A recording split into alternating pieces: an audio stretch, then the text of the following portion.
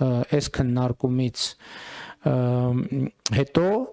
նաև հետևյալ մի արձագանքն է լինելու, որ պետական պաշտոնյաների աշխատավարձերը, պարգևատրումները եւ այլն, ես այսօր առավոտ հատուկ հանել եմ այս քննարկումից առաջ, խնդրել եմ ֆինանսների նախարարությունը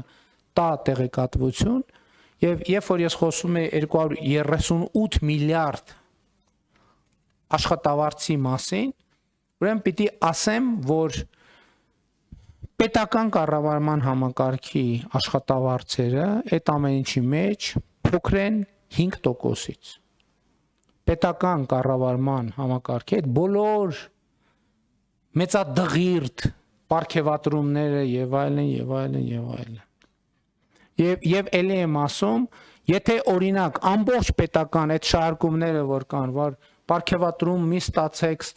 թոշակները բարձրացրեք, եթե օրինակ 2025 թվականի ապրիլին ամբողջ պետական համակարգը չստանար աշխատավարձ, 0 աշխատավարձ ստանար,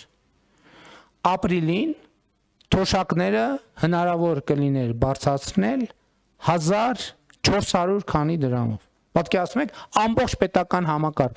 դատարաններով, դատախազությունով, պետական նախարարություններով եւ այլն, բոլորը ոչ մեկ 0 աշխատավարձ, բայց այդտեղ կա մի նրբություն։ Այդ աշխատավարձ, այդ թոշակը, որը այդ համակարգին աշխատավարձ չտալով կարելի էր 1500 դրամ բարձրացնել, ենթադրենք մարդը ստանում է հիմա 30000 դրամ թոշակ։ Ենթադրենք ապրիլին մենք որոշել էինք, որ վերջ այս ամիս պետական հիմնարկներ, պետական համակարգը աշխատավարձ չի ստանում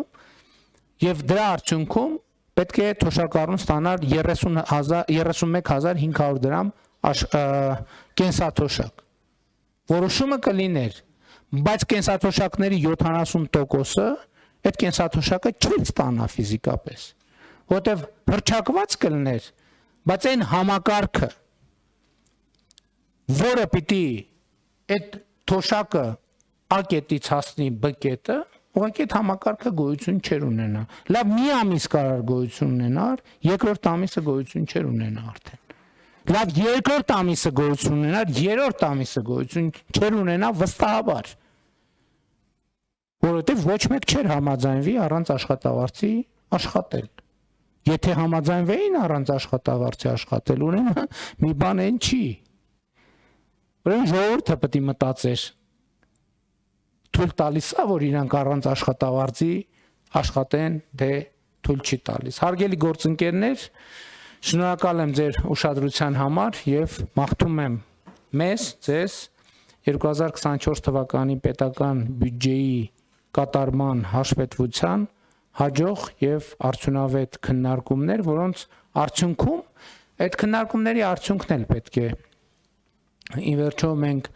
ուրվագծենք, թե ինչ արդյունք ենք ուզում ունենալ։ Մենք ուզում ենք ունենալ ավելի լավ պատկերացումներ, ինչպես կարող ենք ունենալ ավելի շատ եկամուտներ պետական բյուջե եւ ինչպես կարող ենք մեր ծախսերը դարձնել առավել արդյունավետ, առավել հասցեական, որպեսզի այդ ծախսերը առավել արդյունավետ ծառայեն Հայաստանի Հանրապետության քաղաքացիների անվտանգությանը, բարեկեցությանը, երջանկությանը։ Շնորհակալ եմ։